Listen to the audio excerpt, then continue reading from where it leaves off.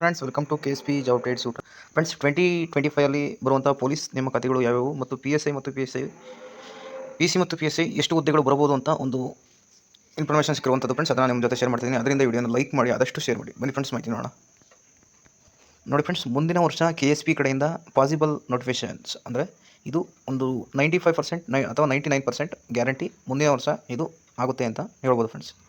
ಮೊದಲನೇದಾಗಿ civil P S I 600 post ಇದೆ. ಅದರಲ್ಲಿ 600 ಅವರು ಕರೆಯಲ್ಲ, ಕನಿಷ್ಠ 300+, 300ನೇ ಕರೀತಾರೆ ಅಂತ ಹೇಳಲ್ಲ, 320, 350 ಈ ರೀತಿ ಕರಿಬೋದು. ಯಾಕೆಂದರೆ ಕಲ್ಯಾಣ ಕರ್ನಾಟಕ ಮತ್ತು ನಾಲೆಜ್ಗೆ ಎರಡೂ ಮಿಕ್ಸ್ ಮಾಡಿ ಕರಿಬೇಕಾದ್ರಿಂದ ಸ್ವಲ್ಪ ಜಾಸ್ತಿನೇ ಕರಿಬೋದು ಅಂತ ನನ್ನ ಪ್ರಕಾರ ಫ್ರೆಂಡ್ಸ್. ಅದೇ ರೀತಿ K S R P P C 1500+, ಅದೇ ರೀತಿ K S I S F P C 1000+, ಅದೇ ರೀತಿ ಡಿ ಆರ್ ಸಿ ಆರ್ 2000+.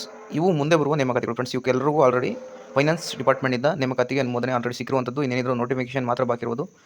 ಆ ಕಾರಣದಿಂದ ನೋಡಿ ಫ್ರೆಂಡ್ಸ್, ಇದು ಪೊಲೀಸ್ ಇಲಾಖೆಗಳ ಉನ್ನತ ಮೂಲಗಳ ಮಾಹಿತಿ ಪ್ರಕಾರ ನಿನ್ನೆ ಅಕ್ಸಾ ಸಂಘಟನೆಯ ಮುಖ್ಯಸ್ಥರಾದಂಥ ಕಾಂತಕುಮಾರ್ ಅವರು ಭೇಟಿ ಮಾಡಿರುವಾಗ ಪೊಲೀಸ್ ಇಲಾಖೆ ಕಡೆಯಿಂದ ಅಭ್ಯರ್ಥಿಗಳ ಒಂದು ಏಜ್ ಅನ್ನೋದು ಬಾರ ಆಗ್ತಿದೆ. 3 ವರ್ಷದಿಂದ ಯಾವುದೇ ನೋಟಿಫಿಕೇಷನ್ ಆಗಿಲ್ಲ. ಆದ್ದರಿಂದ ದಯವಿಟ್ಟು ಬೇಗ ನೋಟಿಫಿಕೇಷನ್ ಮಾಡಿ ಅಂತ ಹೇಳಿದ್ದಕ್ಕೆ ಅವರು ಇನ್ನೂ 3ರಿಂದ 4 ತಿಂಗಳು ಯಾವುದೇ ನೋಟಿಫಿಕೇಷನ್ ಬರಲ್ಲ ಅಂತ ಒಂದು ರಿಕ್ರೂಟ್ಮೆಂಟ್ ಹೆಡ್ ಆಗಿರುವಂತಹ ಉಮಾಶಂಕರ್ ಅವರು ಹೇಳಿರುವಂಥದ್ದು ಫ್ರೆಂಡ್ಸ್.